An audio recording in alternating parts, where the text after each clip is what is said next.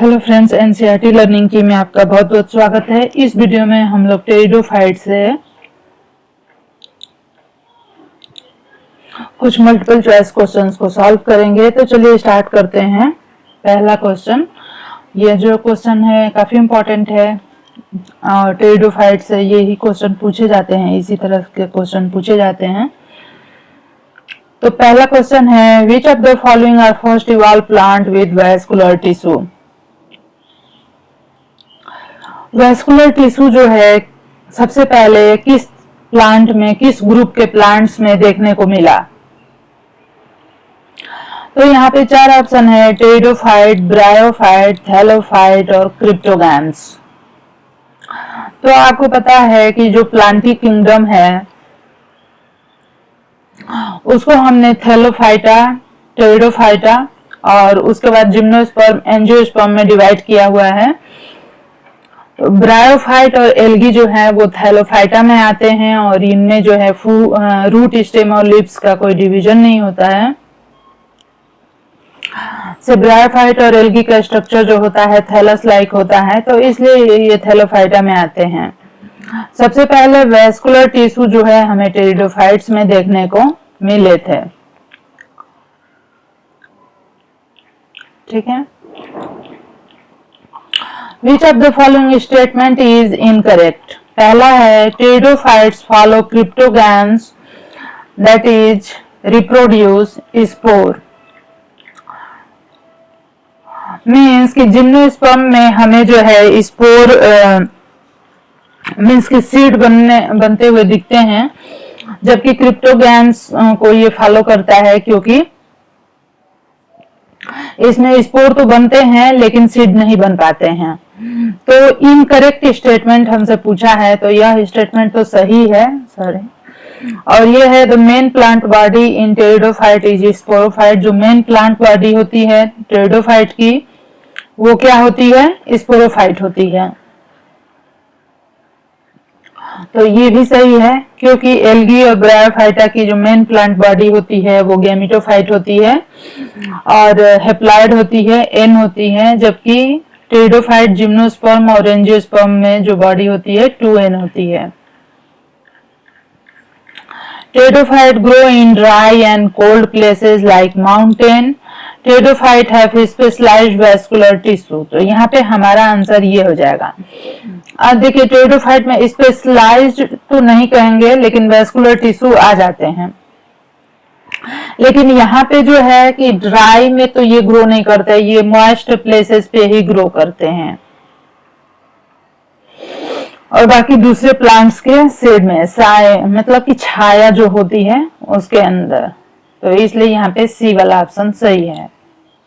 Next है, leaf like structure in pteridophyte that bear spore are called as.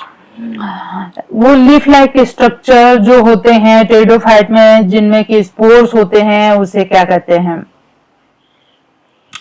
देखिए, जो leaf like structure होते हैं टेरिडोफाइट में और इन पे जो है क्या होते हैं, स्पोर्स होते हैं, तो इसलिए इन्हें स्पोरोफिल कहते हैं। लेकिन इस पे जो स्पोर होते हैं या जो लीफ है इस पे स्पोरेंजिया होती है और इसके फटने से स्पोर निकलते हैं, तो स्पोरोफिल तो ये लीफ हो जाएगी। यहाँ पे पूछ रहा है लीफ लाइक स्ट्रक्चर, तो ये स्पोरेंजिया हो जाएगा। ठीक है, मीन्स कि स्पोरोफिल इस पूरे स्ट्रक्चर को कहेंगे, लेकिन इस पूरे स्ट्रक्चर को स्पोरोफिल कहेंगे, लेकिन स्पोरेंजिया कौन सा होता है जिसमें बहुत सारे स्पोर होते हैं। तो यहाँ पे स्पोर पूछ रहा है, बियर स्पोर, तो स्पोर को कौन बियर करता है, स्पोरेंजिया बियर करता है। तो इस तरह से हो गया। नेक्स्ट है, strobilus is the main characteristic that is found in every pteridophyte. तो स्ट्रोबिलस मेन कैरेक्टरिस्टिक तो नहीं है और सारे टेरिडोफाइट में भी नहीं पाया जाता, तो इसलिए ये फॉल्स हो जाएगा। Which is the dominant phase in life cycle of pteridophyte. जो टेरिडोफाइट होते हैं उनके लाइफ साइकिल में डोमिनेंट फेज क्या होता है, गैमेटोफाइट, प्रोथैलस, स्पोरोफाइट या जाइगोट। तो डोमिनेंट फेज जो होता है लाइफ साइकिल में टेरिडोफाइट के वो होता है स्पोरोफाइट। नेक्स्ट है which among the following is incorrect, कौन सा इनकरेक्ट है? Gametophyte is a small and multi cellular photosynthetic thallus, कौन सा इनकरेक्ट है? तो गैमेटोफाइट जो होते हैं स्मॉल और मल्टी सेलुलर फोटोसिंथेटिक थैलस होते हैं।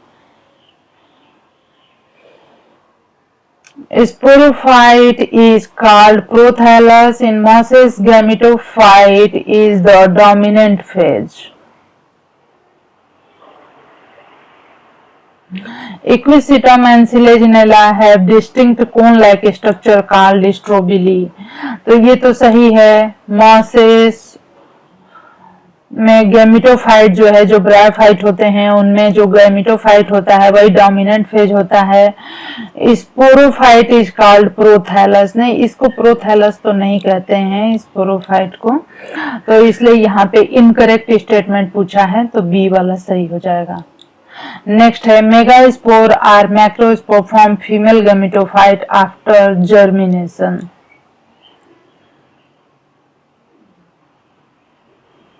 हाँ तो ये ट्रू है, हो जाएगा।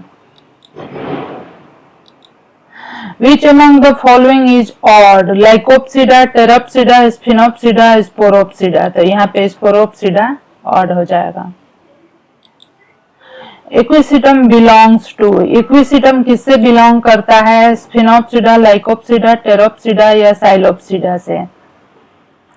तो बताइए, इस क्वेश्चन का आंसर आप लोग ढूंढ के बताइए किससे बिलोंग करता है।